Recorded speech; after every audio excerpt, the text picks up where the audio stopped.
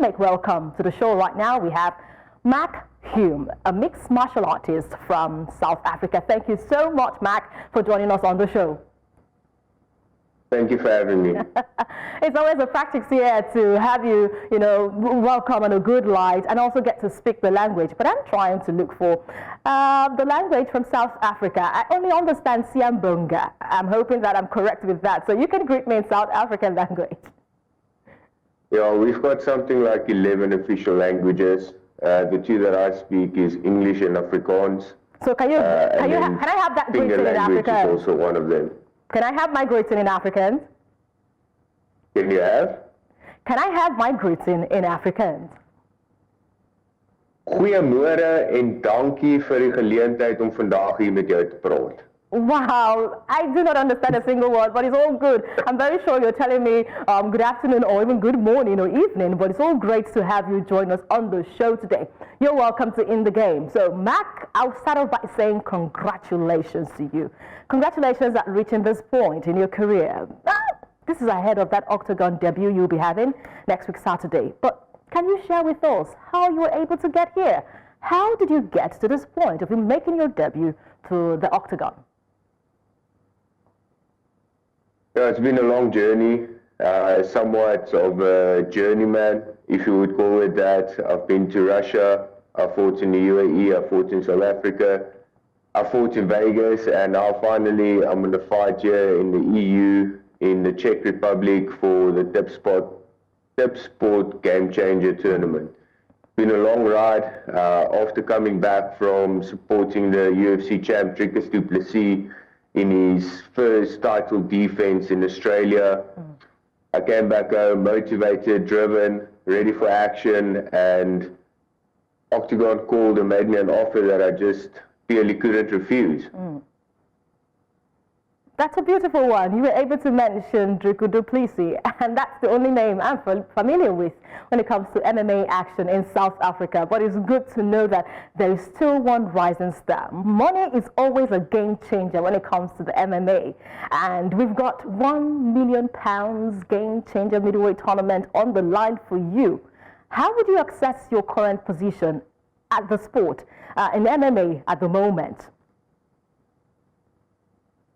I'm not completely sure what the question was, but I'll tell you that whether there's £1 million on the line or if it's £1, fighting is something that I love. It's something that I started doing when I was 15 years old, and regardless of the money, I go out there to hurt my opponents. I go out there to finish him, and to face someone like Andreas Michailidis, who is a UFC veteran, who has been in the Octagon with the likes of Alex Pereira. That's an honor for me and just another way to prove my worth in the sport. All right, Michailidis will be your first opponent when you make your debut Saturday night. What strategy will you be going into that opening fight?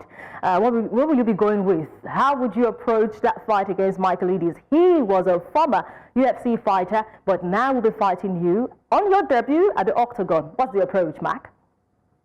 Without giving too much away, I will say that Michailidis is an old dog in a sport where the young guns tend to dominate. I think he's an excellent fighter, but I think his time has expired slightly, and I will be going out there and looking for complete domination. Complete domination indeed. We would anticipate that. African fighters have been doing wonderfully well in the MMA for a very long time, especially those in the UFC. We've seen African fighters gaining more visibility on the global stage. I know from South Africa, Dricus Du Plessis would come to the conversation here, and how right now he's a belt holder after he defeated another African, that's Israel Adesanya. We've heard Kamaru Usman, we heard of the time when they were, three kings in the UFC.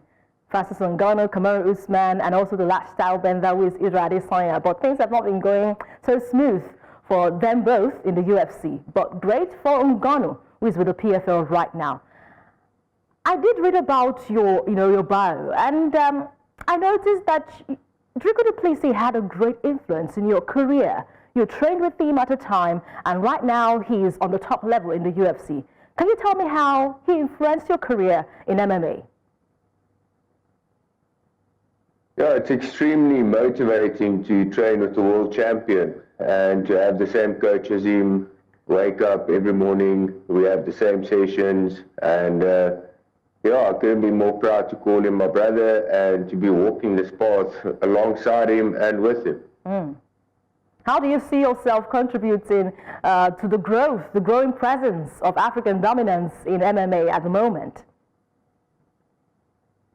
That's a big question, and honestly, I don't really try to think too much about what I'm doing in the sense of influencing the sport in South Africa. I'm focusing on myself and my career, and right now what's next is Andreas Michailidis, and the way I fight him and the way the fight goes will obviously carry on and motivate people back at home. But that's not for me to be worried about. What I'm focusing on is the fight and getting the job done in there as quickly and violently as possible. Now, with Dricus Du Plessis with a title at the moment, has that motivated you or given you any push to go ahead with your fight in the octagon? Big time. To watch Dricus totally obliterate Sean Strickland for a second time, to watch the man's composure in there, to watch his technical display that he put on, that is a big, it's a big positive for me. I train with him every day, I spar with him on a weekly basis, and to see him go out and put on a performance like that, it just motivates me to go out there and try to replicate that for myself. All right, and we're hoping that you replicate that against Michailidis, because I'm rooting Africa here. So any African there for the MMA, you've got my vote. But I understand that there are two very prominent franchises when it comes to mixed martial arts in the combat sport. We've got the UFC, we've got the PFL, where Francis Ngannou right now is flying it straight. And now that you are entering the tournament with huge prize money on the line, money is always the biggest factor here. How does the OKTAGON MMA compare to that of the UFC and the PFL? Before I got the call to sign with OKTAGON, I've honestly never heard of them. But watching their events, watching the way that they conduct their interviews, it does seem like they put on one hell of a big show. I believe they've got the record for in-person attendance as well. I'm not going to say a number because I'd lie to you, but they're really doing well. And I think the name OKTAGON with a K is also a little bit of a dig at the UFC, whatever that's supposed to mean. When they arrive next week, so Dina and I, we came here 10 days before the fight just to acclimatize to the environment and do the weight cut this side. So when they arrive, I will be sure to let you know. Okay, do you have plans to join the UFC or PFL in the future? Maybe join up with Dricus Du Plessis? Yeah, it would be nice to join my brother in the UFC. PFL actually did offer me a contract before OKTAGON. Fortunately for me, OKTAGON's offer was just better, and we chose to go with them. Well, let's talk about the growth of MMA in Africa. It's on the rise. Yes, you would agree with me. But still, I know that there's some challenges being faced. What do you think in the next few years would hold for African fighters in the MMA? Total world domination, especially any fighters coming from Team CIT, backed by Coach Morne. You guys can expect fireworks from us. We put in the work that side. It's not just a job that we do 8 weeks out of the year or 4 months out of the year. It's something that we dedicate our lives to, and in due time that will show. Okay, opportunities is what fighters require in order to make a mark in this particular sport. Mark, how do you think that this sport can continue to grow and also give more opportunities to fighters from Africa? A lot more opportunities are coming too. I saw this week that another South African got an invite to the Ultimate Fighter, so that would make a total of 4 South Africans that's competed in the Ultimate Fighter. There's promotions like UAE Warriors in Abu Dhabi and Dubai that South Africans are regularly fighting on. And I think this is just the start for us. We are really far away from the international scene, but they've had a taste of us, and we all know that when you go African, you don't go back. All right, still talking about opportunities. I asked about challenges. I don't think you mentioned any challenge that African fighters will be facing or have faced having to get this recognition in the sport. Have there been any challenge you'd like to share? The greatest challenge that we face is being in the tip of Africa. I mean, I'm speaking South Africa now in general, but Africa is far away from all the big leagues and all the big organizations. So traveling is a challenge. You know, getting recognized is a bit of a challenge. But we have been put on the map now, and people are recognizing us as phenomenal athletes and phenomenal fighters. So those challenges are pretty much overcome, and it's up to each one of us athletes in Africa / South Africa to go out there and make ourselves known. Okay, making yourself known is getting that recognition, Mark. So what are the key things to unlock even more opportunities for fighters from Africa to succeed globally? It's a big ask to see fighters succeed globally. We see the pain in the eye of Israel Adesanya, how he has lost a lot of fights because he knew how he got to that, what he had to go through to get to that level. So what are those key things we need to unlock to give Africans who are interested in the MMA, who are applying their trade at the moment, this recognition they deserve, as you say? The reality is that fighting is the name of the game. And if someone builds up a record of 20-1 or 30-3, there is no denying that this particular fighter is a force to be reckoned with. And I think that's the best advice I can give to anyone out there is just fight. So many people get caught up in the game of making a movie before it's time.